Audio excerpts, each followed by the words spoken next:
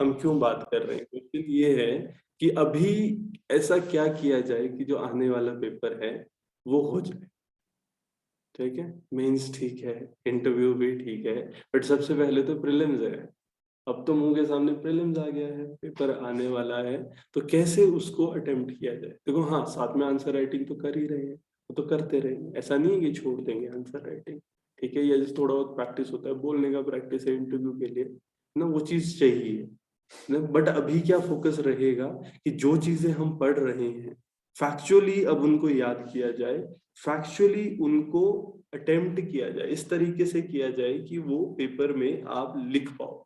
मतलब बेसिकली अभी तो आइडेंटिफाई कर पाओ, लिखना बाद में है। तो अभी क्या है, बेसिक स्किल ऑफ राइटिंग हमको चाहिए, जो धीरे धीरे हम इम्प्रूव करते रहेंगे। बेसिक स्किल जो स्पीकिंग का है वो चाहिए, और उसके लिए क्या करना है, कंटेंट को वैसे ऑर्गेनाइज करना शुरू करना है कि कंटेंट इस तरीके से, जो भी हमारे पास मसाला है, जो भी हम पढ़ रहे हैं, इस तरीके से ऑर्गेनाइज हो कि वो प्रेजेंट किया जा सके या बाद में। और बेसिकली अभी पता है क्या है, अभी बस बात इतनी है कि जितनी भी चीजें पढ़ रहे हैं, क्या इस तरीके से हम इसको पढ़ रहे हैं कि जब लास्ट में रिवीजन करना होगा, क्या ये चीज हो सकती है? क्या मसाला इकट्ठा है? इस चीज को समझना अभी से। अब इस चीज पे ध्यान देने लग जाओ कि हम जो भी चीजें पढ़ रहे हैं, क्या वो इस तरीके से आपके दिमाग में ऑर्गेनाइज हो रही है कि जिस दिन एग्जाम आएगा उससे पहले क्या आप उसको रिवीजन कर सकते हो या नहीं कर सकते हो। जब भी स्टार्ट करते हैं ना, यहीं से शुरू करना चाहिए। लास्ट में जब आप एग्जाम देने लगोगे, एग्जाम देने से पहले इशू कहाँ आता है ना? रिवीजन नहीं होता है। आपने मेरे को समझ ही नहीं। अब जैसे मान लो अभी इस तरह से फीलिंग लो ना कि अगर एक हफ्ता बचे एग्जाम को तो कैसे पढ़ूंगा? ठीक है, आपके पास ऐसा क्या होना चाहिए कि हफ्ते पहले फिर आप उस चीज को पढ़ पाओ? कि हफ्ते भी पहले भी तो आएगा ना ऐसा दिन कि हफ्ते पहले, ये हफ्ते बाद एग्जाम होना है ना, या एक दिन पहले। तो दिमाग में अगर हम ये चीज बना के रखें इमेज कि अगर एक दिन बचेगा तो मैं कैसे तैयारी करूंगा, मतलब मैंने उस लास्ट के एक दिन में क्या करना है, एक हफ्ता जब बचा होगा उस टाइम पर मैंने क्या करना है, और एक महीना बचा होगा उस टाइम पर मैंने क्या करना है। अगर हमारे दिमाग में ये चीज, इस चीज की क्लैरिटी है ना, तो ही हम है ना इससे पीछे जा सकते हैं। अगर आप इस चीज को थोड़ा सा अपने दिमाग में क्लैरिटी रखोगे ना, तो उस हिसाब से हमको अपनी पहले की प्रिपरेशन करनी है। समझ रहे हो मेरी बात को? है ना, ये बहुत इंपॉर्टेंट है। मेरा फोकस करने का रीजन ये है, ऐसा बहुत बच्चे होते हैं पढ़ते बहुत है। कि अब जैसे अब जो पीरियड आ रहा है जब आपने पढ़ाई शुरू करनी है, इस टाइम पे बहुत सिंसियर होके पढ़ाई करोगे, है ना, आप डेली पढ़ रहे हो, बहुत ज्यादा मेहनत कर रहे हो। बट वही है ना कि ठीक है, सॉरी पार्ट भी है हमारे एजुकेशन सिस्टम का कि आपको 2 घंटे में जज किया जाएगा। ठीक है, ऐसा ही होगा, है ना, जिस दिन आपका प्री होना है, क्योंकि अभी अब बिल्कुल टारगेटेड इसकी तरफ जाना है। ठीक है, जिस दिन आपका प्री होगा, 2 घंटे का आपने एक पेपर देना, 2 घंटे का दूसरा पेपर देना है ना, इससे पहले का जो टाइम है, एक दिन, इससे पहले का एक हफ्ता, और उससे पहले का एक महीना, है ना, इसको आप कैसे मैनेज करते हो? तैयारी हमारी सारी इसके लिए है, तो ये ध्यान रखना। अभी मैं नहीं कह रहा हमने रोज पढ़ना है, हमने रोज मेहनत करनी है, हम बहुत मेहनत करेंगे, उसमें हम पीछे नहीं हटेंगे। लेकिन रोज इसका भी ध्यान रखना है कि जो भी मैं पढ़ रहा हूं, लास्ट में मैं इसको रिवाइज कैसे करूंगा, लास्ट में इसको कैसे मैं यूज करूंगा।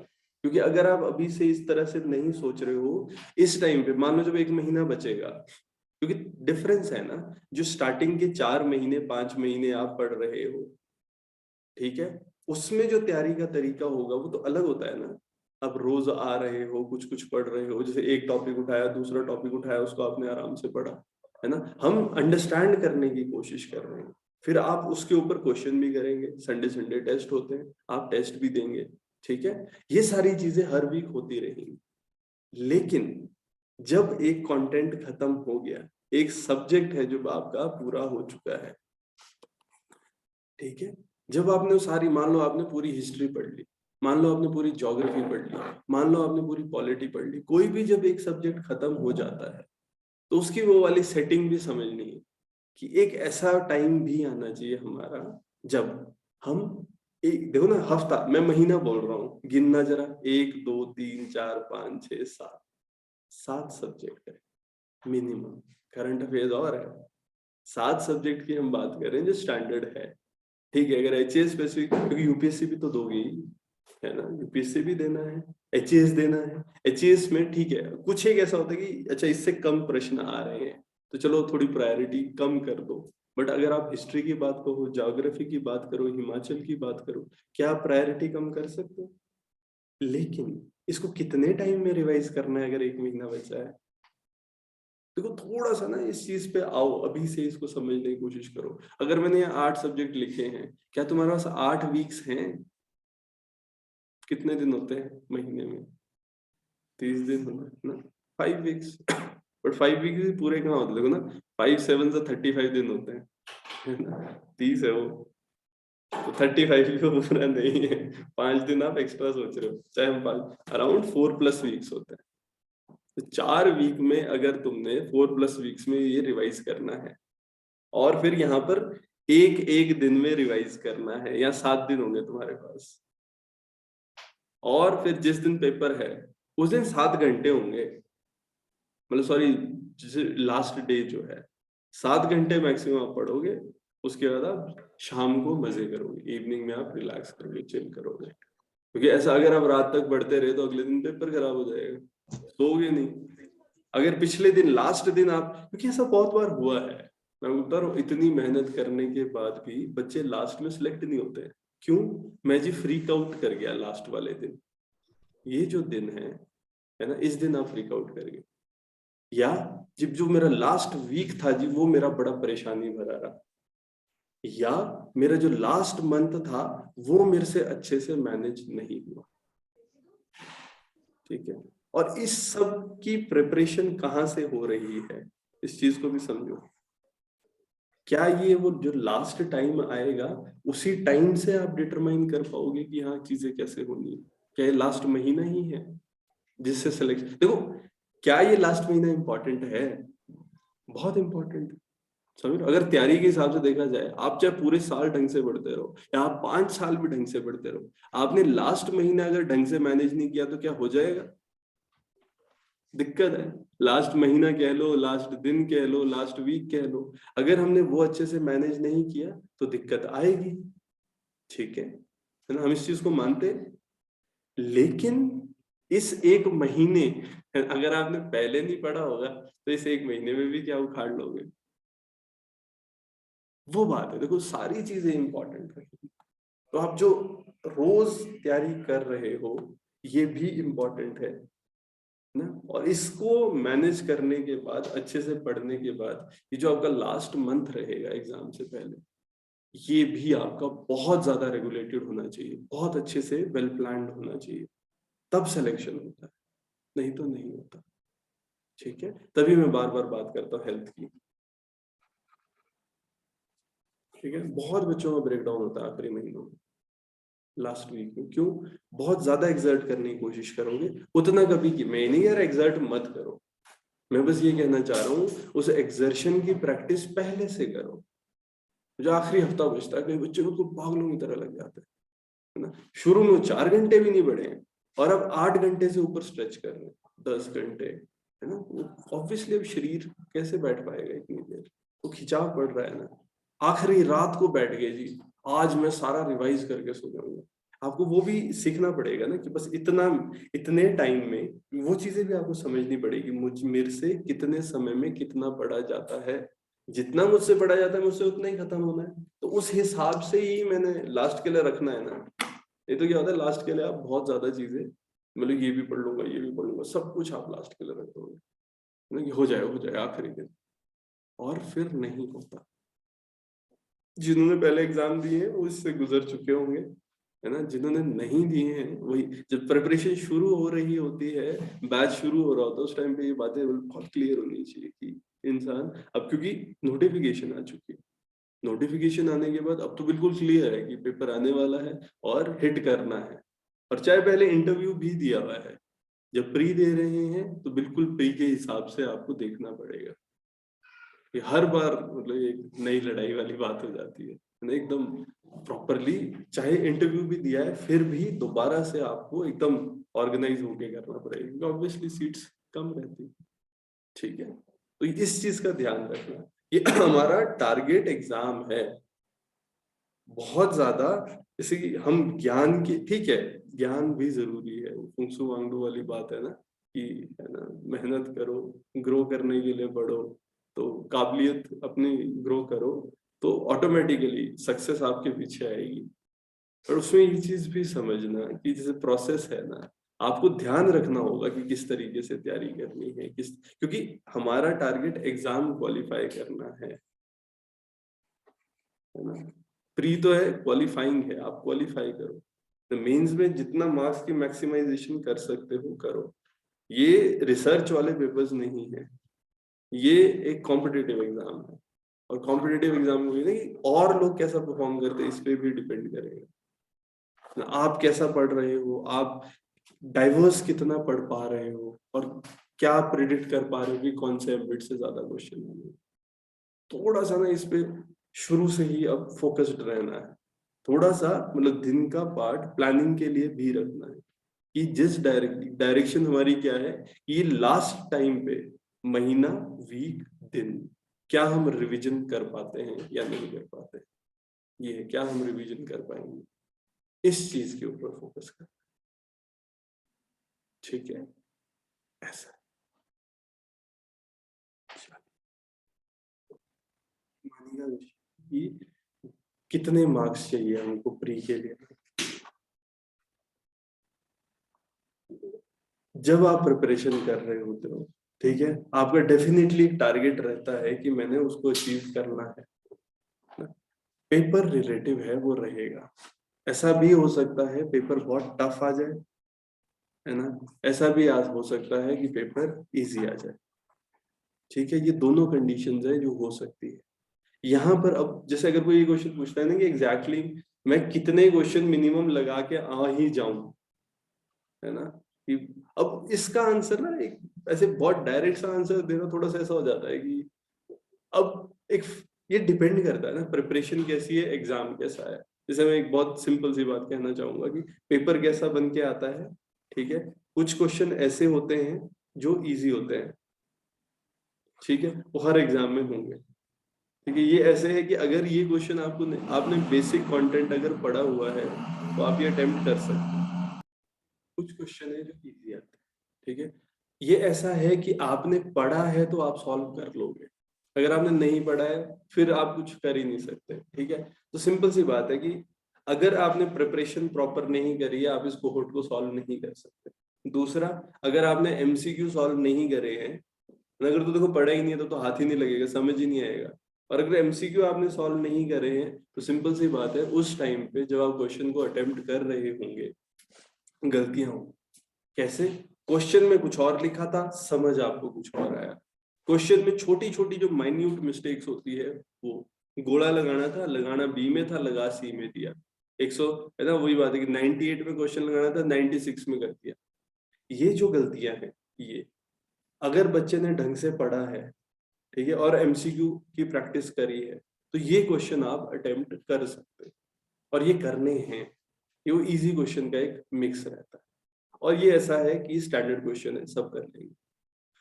कुछ क्वेश्चन और ये नॉर्मली रिपीटेड भी हो जाते हैं, मतलब आपने ये या एटलीस्ट टॉपिक तो रिपीटेड है, ये आपको पता है इससे क्वेश्चन आने हैं। वही बात है, पार्लियामेंट से क्वेश्चन आएगा, फंडामेंटल पॉलिटी की अगर हम बात, फंडामेंटल राइट से क्वेश्चन आता है।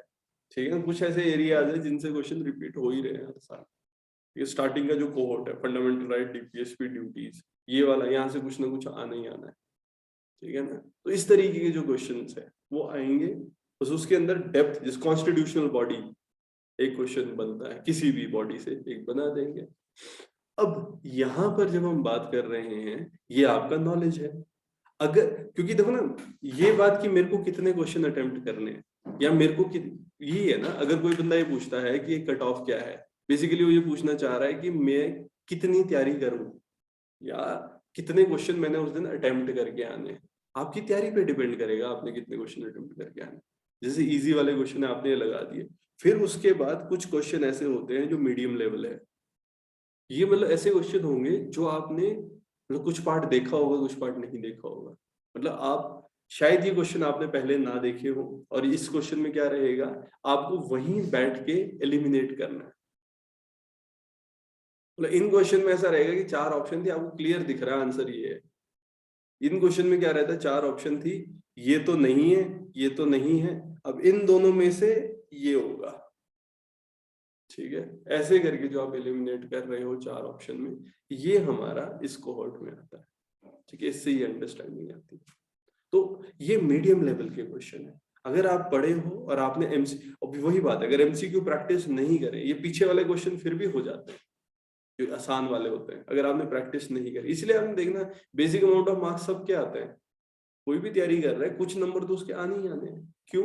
अगर ये इजी वाले क्वेश्चन है, आपने एमसीक्यू नहीं भी प्रैक्टिस करे हैं, थोड़े बहुत क्वेश्चन इसमें गलत हो जाते हैं, फिर वो जो मिस रीडिंग वाले होते हैं। अदरवाइज डायरेक्ट से क्वेश्चन है, पढ़ा है तो आता है, नहीं तो नहीं आता है। ये जो चीज है मीडियम वाले क्वेश्चन, इसमें इलिमिनेशन आपकी इंपॉर्टेंट हो जाती है कि कितने में कैसे इलिमिनेट करूंगा। ये आपकी प्रैक्टिस पे डिपेंड करता है कि आप जो आपने ज्ञान इकट्ठा किया था, क्या आप उसको कनेक्ट करके इलिमिनेट कर पा रहे हो या नहीं कर पा रहे हो। और फिर कुछ क्वेश्चन ऐसे होंगे जो टफ होंगे। ये क्वेश्चन ऐसे हैं, मतलब 5 से 10 क्वेश्चन ऐसा होगा पेपर में जो हाथ लगाना मुश्किल हो जाएगा, है ना। पढ़ा है तो पढ़ा है, नहीं पढ़ा है तो मतलब इसके लिए आपका सिलेबस नहीं है। आपसे जो मर्जी बोलते रहो, हाँ सिलेबस होता है, ऐसा होता है, ये भी पढ़ना होता है, वो भी पढ़ना होता है। 5 से 10 क्वेश्चन ऐसे होंगे पेपर में, वही है। 90 क्वेश्चन तक है जो मतलब आपके हाथ में है। वो 90 से जो बोलता है ना मैं 100 लगा के आ गया, बहुत क्लियर कट है, उसने तुक्के मारे हैं।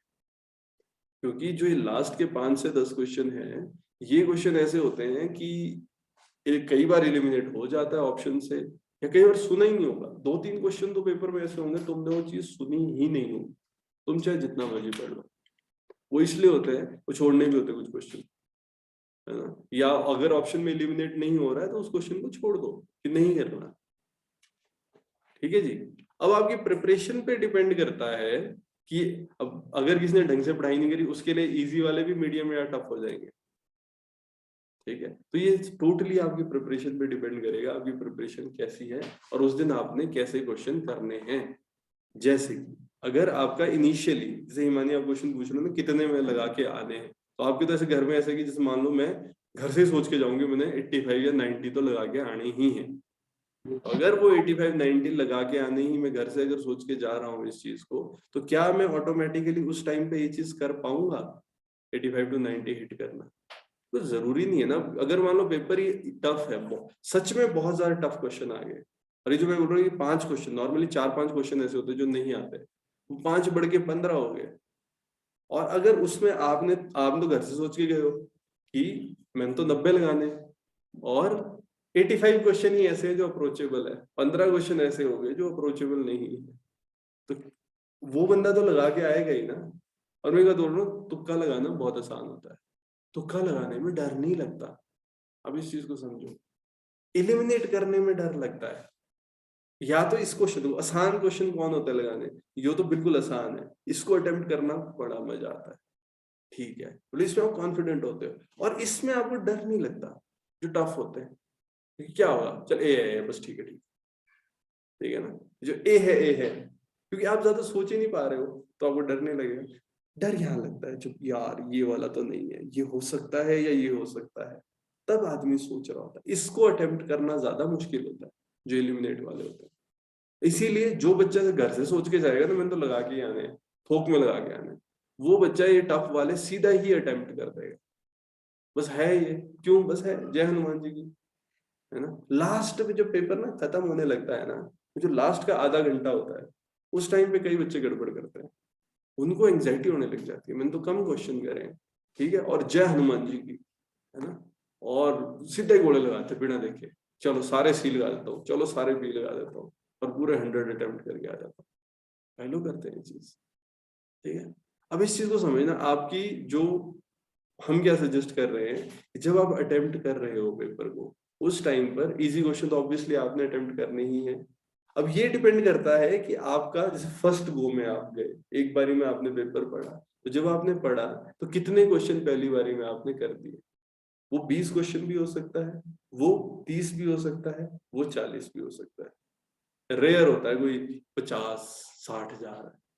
जनरली बच्चे 30 से 35 या 40 क्वेश्चन कर पाते हैं। जैसे एक गो में पढ़ते हुए गए, 1 घंटा हो जाता है उसमें, 1 से 1 घंटा 10 मिनट मैक्स। 1 घंटा 10 मिनट से ऊपर तो नहीं जाना। और उसमें आपको ये हो जाता है, आपने सारा पढ़ लिया, आपने ये देखा कि कौन कौन से क्वेश्चन हैं, और आपने जो आते थे वो अटेम्प्ट कर लिए, जो बिल्कुल नहीं आते थे वो काट के रख दिए, और अब जो इलिमिनेट करने हैं आपने उन पे टाइम लगा। इस तरीके से होता है। जितने ये ज्यादा रहेंगे, मान लो आप 40-45 पे हो, ठीक है, या 50 तो वैसे वो हो गया ना, ज्यादा अतिशोक्ति वाली बात है। 40 भी कोई है तो मतलब अच्छी रेंज में है वो। अब वो सेकंड बारी पड़ेगा और एलिमिनेट करने लग जाएगा। अब क्या हो रहा है, अब ये डिपेंड करता है, जैसे 4 ऑप्शन थी, आपने 2 एलिमिनेट कर दी, 2 बची है, 2 में तो लगाना ही है, ठीक है। अब ये होता है कि आप पेपर में कितना रिस्क ले रहे हो, है ना। अगर आपके ये आसान वाले क्वेश्चन, डायरेक्ट वाले क्वेश्चन ज्यादा अटेम्प्ट हो चुके हैं, तो ऑटोमेटिकली, क्योंकि एलिमिनेशन में 2 तरीके का एलिमिनेशन रहेगा ना, एक है जिसमें एक ऑप्शन एलिमिनेट कर पाए, एक है जिसमें 2 ऑप्शन एलिमिनेट कर पाए। अगर आप 2 ऑप्शन एलिमिनेट कर पाए हो, उसके बाद अगर आपको 2 में से कोई एक आंसर लग रहा है, हिट कर दो। गलत होने की प्रोबेबिलिटी सिर्फ 50% है ना, और पॉसिबिलिटी ठीक होने की ज्यादा हो जाती है। तो आप ऐसे क्वेश्चन ज्यादा करेंगे, ठीक है। अगर आपके ये 45 से 50 दोबारा से करने पर ये ज्यादा बढ़ रहे हैं, जो डायरेक्ट क्वेश्चंस हैं और जो एलिमिनेट किए हुए क्वेश्चन हैं, इसको मिला के आप अच्छा स्कोर कर रहे हो। मान लो आप 75-80 तक पहुंच चुके हो, है ना। मतलब अगर 80 क्वेश्चन तक भी आप जा रहे हो, 75 to 80, ठीक है, काफी है। 75 भी अगर हिट कर रहा है कोई, तो क्योंकि देखो कुछ क्वेश्चन आपके गलत होंगे, जो आपने सही आपको लग रहा है उसमें से भी क्वेश्चन गलत होंगे, जो आपने एलिमिनेट करे उसमें से भी क्वेश्चन गलत होंगे। अब आप जितना ही एलिमिनेट वाले क्वेश्चन ज्यादा करोगे, उतना आपका रिस्क बढ़ेगा, उतने क्वेश्चन ज्यादा अटेम्प्ट करने पड़ेंगे, है ना। अब अगर इतने में आपका 2 में करके ये सब करके अटेम्प्ट हो गए हैं और ठीक जा रहा है, तो ठीक है। अगर ये आपका अभी भी स्कोर, मान लो ये एक बार ये भी कर दिए, इजी वाले भी कर दिए, एलिमिनेट करके भी देख लिए, आपके अभी स्कोर ऐसे, क्योंकि एलिमिनेशन आपने घुसा दिया है तो प्रोबेबिलिटी हिट हो गई है, अब बढ़ेगा, गलत होने के चांसेस बढ़ रहे हैं। और उस टाइम पर ये सब करने के बाद भी आप 50 या 55 पे हैं, ठीक है। कोई बंदा अब यहाँ पे बोले मेरे को कि मैंने 50 या 55 ही करे हैं, तो क्योंकि थ्रेशोल्ड मार्क्स तो मिनिमम चाहिए ही चाहिए ना, उतने तो आपको हिट करने पड़ेंगे। तो अगर आपका ये कम है ओवरऑल हिटिंग, तो ऑटोमेटिकली आपको ये वाले क्वेश्चन भी हिट करने पड़ेंगे, जिसमें आप सिर्फ एक ऑप्शन एलिमिनेट कर पाए। अगर आपका ये वाला स्कोर ज्यादा चला गया था तो मत करो ये 3 वाले। 3 वाले में फिर देखो कि हाँ किसी का 2 बन सकता है, तो या किसी में आपको बड़ी स्ट्रॉन्ग फीलिंग आ रही है कि ये तो इसका आंसर ये मैंने कहीं पढ़ा था, याद नहीं आ रहा कहाँ पढ़ा था, बट पढ़ा था, वो हो जाएगा। बट ये जितनी भी चीजें हैं, ये क्वेश्चन अटेम्प्ट करके आती है। पढ़ने से सिर्फ एक फीलिंग ऑफ सिक्योरिटी आएगी कि हाँ मेरा सिलेबस कंप्लीट हो गया, मैंने सब कुछ पढ़ लिया, बट वो आधा काम है। उसके बाद आधा काम आपको फिर एमसीक्यू करते रहना है, क्वेश्चन करते रहना, उससे फिर ये वाली चीज आपकी बढ़ेगी। और इस पे डिपेंड करता है आप कितने हिट करना है। अब वही है कि अब जैसे मान लो हिमानी पूछ रहे थे कितना हिट करना है, वही बात है कि अब जैसे ये वाले क्वेश्चन जो रहेंगे लास्ट वाले जो है, इस पे डिपेंड करता है। अगर आप ये ज्यादा कर रहे हो तो आपको ज्यादा भी हिट करने पड़ेंगे, ठीक है ना। अब तो फिर तो अगर आप 3 वाले भी हिट कर रहे हो और ज्यादा जा रहे हो, ठीक है, फिर तो 90-95 भी, 90 भी मार रहा है कोई, 95 भी मार रहा है, आप कुछ नहीं बोलेंगे, क्योंकि उसका नहीं हिट कर रहा था तो वैसे ही नहीं हो रहा है ना। ऐसा करके नहीं आना कि मान लो मेरे को जी 40 क्वेश्चन आते थे, मैंने 40 करके आ गया, जीवन में खुश हूं मैं कि मैंने जो आता था वो ठीक किया। आप सिलेक्ट नहीं हो सकते ना, वो बात है, क्योंकि आपको मार्क्स ही 80 आ रहे हैं, है ना। जो भी देखा गया अराउंड 50% या उससे ऊपर तो कट ऑफ जा ही रही है, मतलब 100 से तो ऊपर ही जाती है कट ऑफ ना, वो चीज देखा गया है। बट ये एक पैटर्न है। अगर बहुत मुश्किल पेपर आ जाएगा तुमको भी तो समझ आ जाएगा, जब तुमसे ही हाथ नहीं लगाया जा रहा क्वेश्चन में। और ये इस पे डिपेंड करता है कि एक टाइम बाद जब आपका सिलेबस खत्म हो जाता है, सबने कॉमन ही सिलेबस पढ़ा है, अगर तुमसे क्वेश्चन अटेम्प्ट नहीं हो रहा है तो औरों से भी क्वेश्चन अटेम्प्ट नहीं होगा ना, ये बात भी तो है।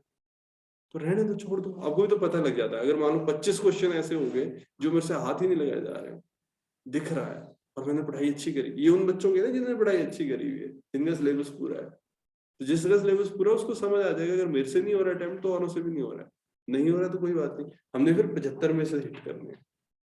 ये सब सिचुएशनल भी होता है। आपको उस टाइम पे जब आप अटेम्प्ट कर रहे हो तो पेपर को, उस समय समझ आ जाता है। बाकी रिस्क लेके ऐसे अननेसेसरी रिस्क नहीं, कैलकुलेटेड रिस्क लेना पड़ेगा। और कैलकुलेटेड का ये मतलब कि आप एलिमिनेट कर रहे हो, एलिमिनेट करके 2 में लगा रहे हो तो हाँ थोड़ा रिस्क है, थोड़े ज्यादा क्वेश्चन करने। 3 में लगा रहे हो तो फिर तो रिस्क है ही।